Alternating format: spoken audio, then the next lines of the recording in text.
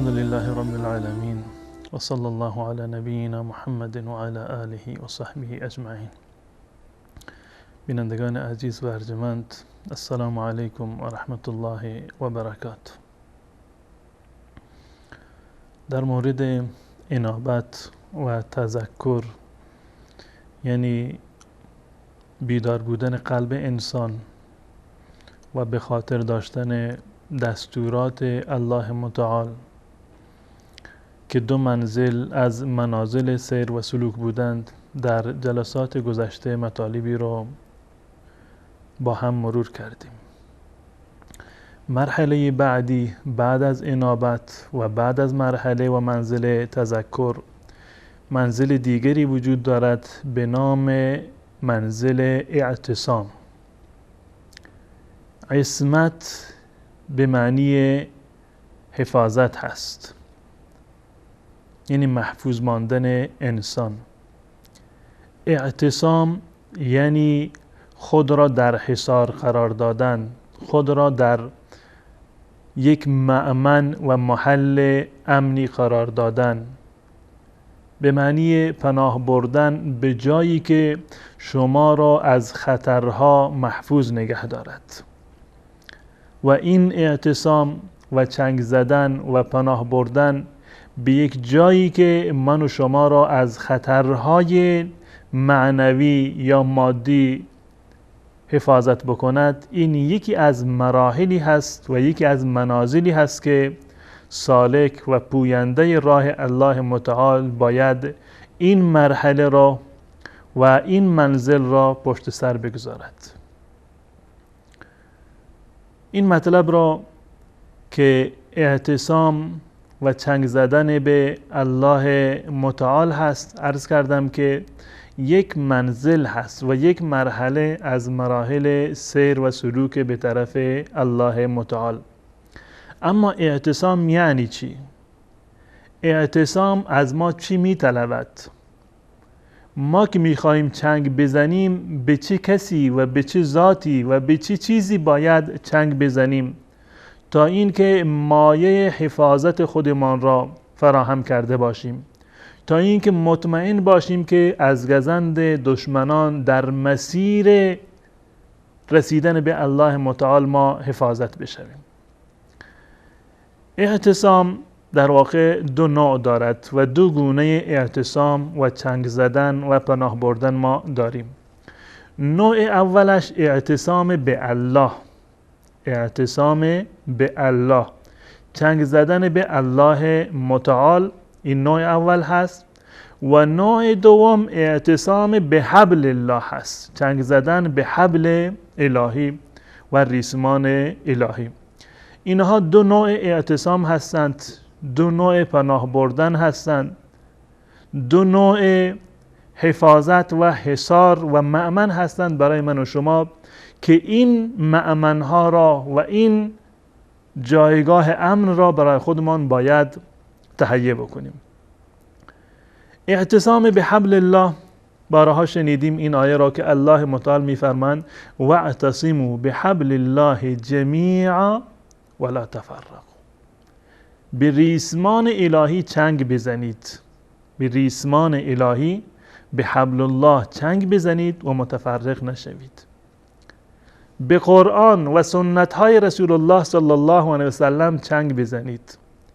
پیرو قرآن و پیرو رسول الله صلی الله علیه و سلم باشید. امر قرآن را عمل بکنید، عامل بر اوامر قرآن باشید و از نواهی قرآن بپرهیزید. آنچه را که رسول الله صلی الله علیه و سلم به شما دستور داده انجام بدهید و آنچه را که نهی کرده از آن باز بیایید. واعتصموا بحبل الله جمیعا، همه شما، هیچ کسی در این زمینه استثناء نیست. پس بنابراین این نوع یکی از انواع اعتصام هست، اعتصام و چنگ زدن به حبل الله، به دین الله، به ریسمان الهی. و اعتصام دوم اعتصام به ذات الله متعال هست، اعتصام به الله متعال. الله متعال میفرماد واعتصموا بالله، در آیه اول فرموده بودند که واعتصموا بحبل الله، اما در این آیه میفرمایند که واعتصموا بالله هو مولاکم فنعم المولا و نعم النصیر. به الله متعال چنگ بزنید، خودتان را گره بزنید به الله متعال، زیرا که مولای شما و دوستدار شما الله متعال هست. بهترین مولا و بهترین یاور قطعا الله متعال هست. پس بنابراین انسان خودش را باید به یک جایی ببندد، وصل بکند. اعتصام باید داشته باشد، اعتصام به حبل الله و اعتصام بالله، چنگ زدن به دستورات الله، به دین الله متعال، به حبل و ریسمان الهی، و نوع دوم چنگ زدن به ذات الله متعال واعتصموا بالله هو مولاکم. به الله متعال چنگ بزنید که مولای شما الله متعال هست. این چنگ زدن به الله متعال که ما باید به الله متعال و در واقع به دین الله متعال چنگ بزنیم، این چه منفعتی را برای من و شما دارد؟ مدار و معیار سعادت دنیوی و اخروی، ملاک سعادت و معیار سعادت، هم سعادت دنیوی و هم سعادت اخروی، اینها بسته به اعتصام به الله و اعتصام به حبل الله هست. یعنی این که اگر شما به الله متعال و به حبل الله چنگ زدید، پس بنابراین شما سعادت دنیا و آخرت را خواهید دید. بدون چنگ زدن و بدون رجوع کردن و بدون پناه بردن به الله متعال و پناه بردن به دین الله متعال، هیچ گونه عصمتی در کار نیست، هیچ گونه پناهی در کار نیست. اعتصام به حبل الله، وقتی که شما چنگ بزنید به دستورات الله، به قرآن الله، به سنت های رسول الله صلی الله علیه و سلم، این اعتصام و چنگ زدن و این در واقع پیوستن به حبل الله شما را از ضلالت نجات میدهد. اونهایی که در مسیر زندگی خودشان همیشه قرآن و حدیث را مد نظر دارند، محال هست که گمراه بشوند. کسی که در هر حکمی آیه قرآن مد نظرش هست و حدیث صحیح رسول الله صلی الله علیه وسلم مد نظرش هست، گمراه نمی شود. انسانی که هر کاری رو که انجام می دهد نگاه می کند به آیات قرآن و سنت رسول الله صلی الله علیه وسلم، چون این انسانی گمراه نمی شود. زمانی انسان گمراه می شود که در واقع حبل الله را رها بکند، دستورات الله را رها بکند، خودش را از سنت های رسول الله صلی الله علیه وسلم ببرد و دچار بدعت زدگی بشود. زمانی که خود را از الله بریدید و از رسول الله بریدید، مطمئن باشید که مسیر شما به طرف بدعت و ضلالت و گمراهی هست. پس بنابراین فایده و ثمره اعتصام به حبل الله نجات از گمراهی، نجات از ضلالت ها، نجات از بدعت ها، نجات از بیراه ها هست. این ثمره اعتصام به حبل الله متین هست. و ثمره اعتصام و چنگ زدن به الله متعال آنگونه که الله متعال اشاره فرمودند که واعتصموا بالله هو مولاکم، نجات پیدا کردن از هلاکت هست.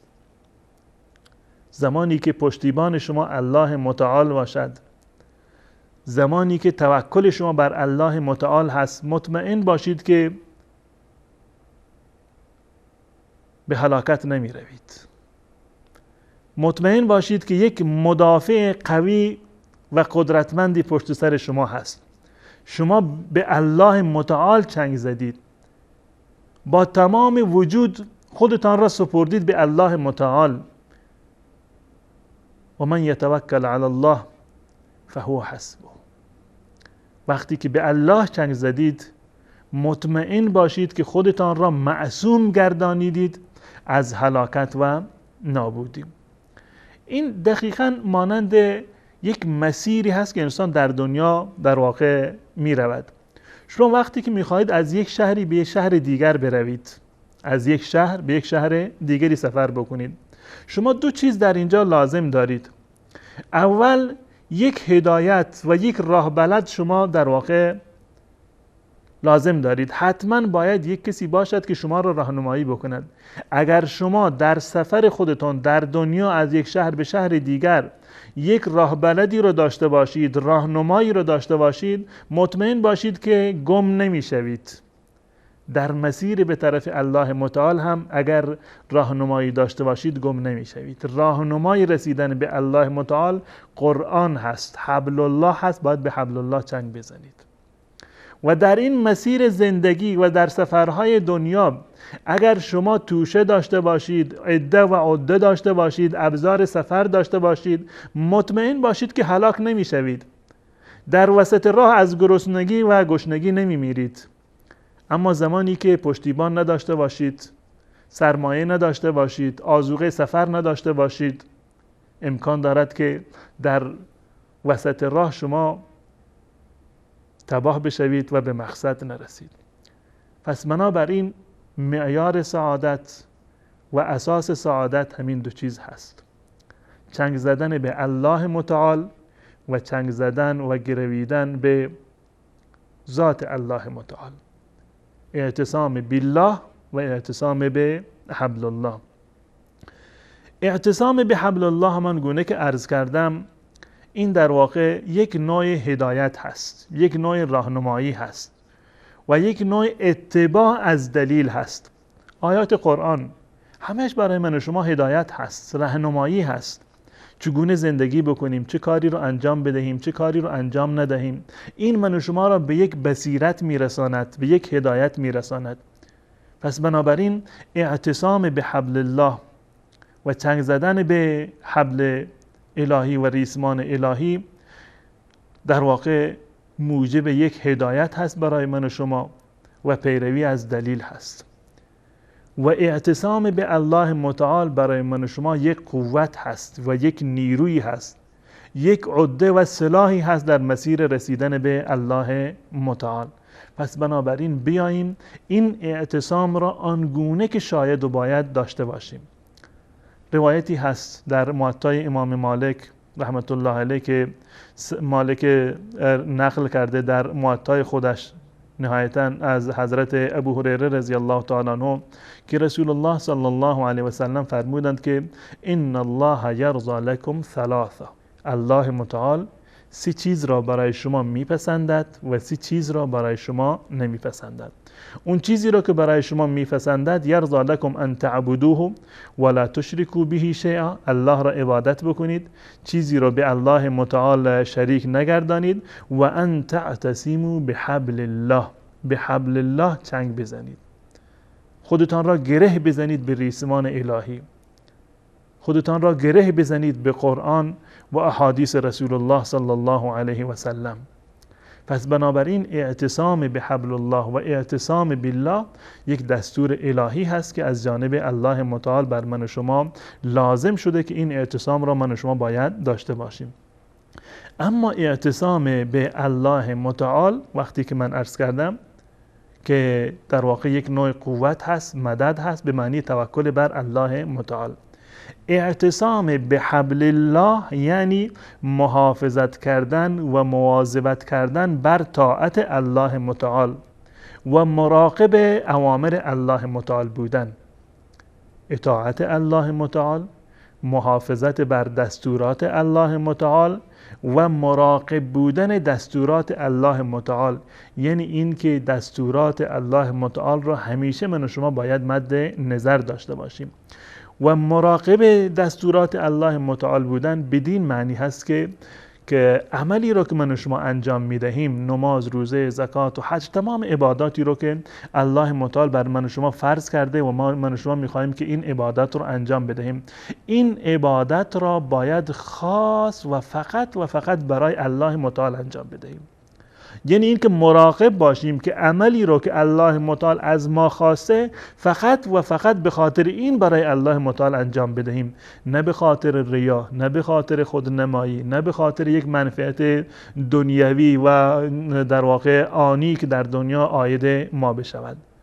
هم باید مطیع دستورات الله متعال باشیم و هم باید مواظب باشیم که این دستورات را و این عبادت و طاعت را من و شما صرفاً برای الله متعال در واقع انجام بدهیم. در مورد تعریف تقوا که علما تقوا رو در واقع تعریف کردن، جالب هست که در روایاتی که از نقل شده از بزرگان و از ائمه در این زمینه، به طور مثال از طلق ابن حبیب رحمت الله علیه نقل شده در مورد تقوا که تقوا یعنی چی، پرهیزگاری یعنی چی، متقی بودن یعنی چی. ایشون میگن که تقوا رو میخواد تعریف بکنند: هی العمل بطاعت الله على نور من الله ترجو ثواب الله و ترک معصیت الله على نور من الله تخاف عقاب الله. تقوا یعنی این که شما اطاعت بکنید دستورات الله متعال را علی نور من الله، بر اساس هدایت الهی، بر اساس رهنمود الهی، همون اعتصام بالله و اعتصام بحبل الله، یعنی بر اساس در واقع آیات قرآن و احادیث رسول الله صلی الله علیه وسلم، اطاعت الله متعال بر مبنای نور و هدایت الله متعال به امید ثواب الله متعال، و ترک معصیت الله متعال علی نور من الله، بر اساس هدایت و نور الهی، تخاف عقاب الله، به خاطر ترس از عقاب الله متعال. این می شود هدایت در واقع تقوا. پس بنابراین انسان باید در مسیر زندگی برای اعتصام به حبل الله این مورد رو باید حتما مد نظر داشته باشد که طاعت‌های الله متعال را انجام بدهد، پیرو دستورات باشد و دستور را صرفاً به خاطر این که الله دستور داده انجام بدهد. مانند تعریفی که در مورد تقوا عرض کردم، یعنی انجام اطاعت بر مبنای نور و علم الهی و به خاطر دریافت ثواب الله متعال، و ترک گناهان بر اساس آموزه‌های الله متعال و به امید نجات از عقاب الله متعال. و این تقوا و این موردی که من عرض کردم دقیقاً همون چیزی هست که در مورد رمضان اومده، در مورد ایمان و احتساب اومده. دقیقاً همون ایمان و احتساب هست که رسول الله صلی الله علیه و سلم میفرمایند که من صام رمضان ایمانا و احتسابا غفر له ما تقدم من ذنبه. و روایت دیگری که در این زمینه اومده که من صام رمضان و قامه ایمانا و احتسابا. هر کسی که رمضان را بر اساس و بر مبنای ایمان و احتساب، بر مبنای ایمان و احتساب در واقع عمل بکند، قیام رمضان را انجام بدهد و صیام و قیام را انجام بدهد، الله متعال در واقع چنین انسانی را گناهانش را معاف می‌فرماید.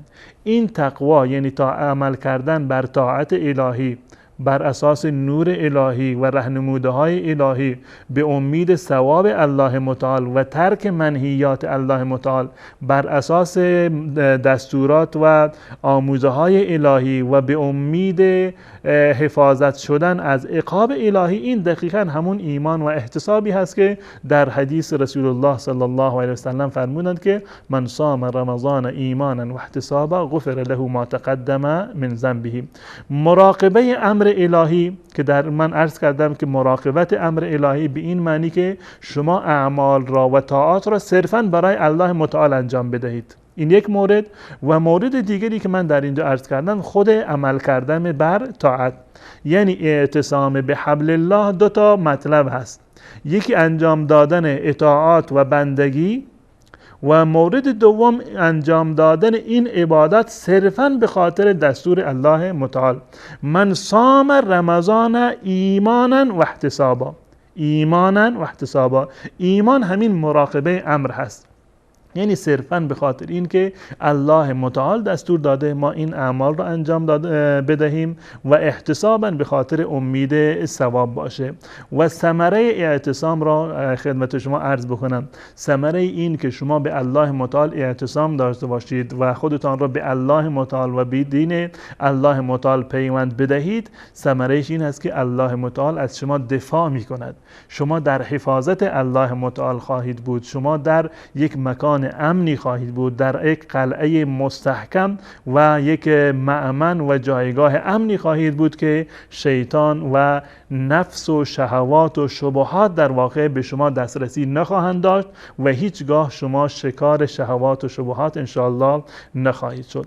به امید این که اعتصام ما، توکل ما، اعتماد ما و اطاعت و بندگی ما بر اساس آیات قرآن و احادیث رسول الله صلی الله علیه و سلم باشد و با تمام قدرت و نیرو خودمان چنگ بزنیم به دین الله متعال و خودمان را بسپاریم به ذات مقدس الهی. شما را تا برنامه دیگر به الله متعال می سپارم.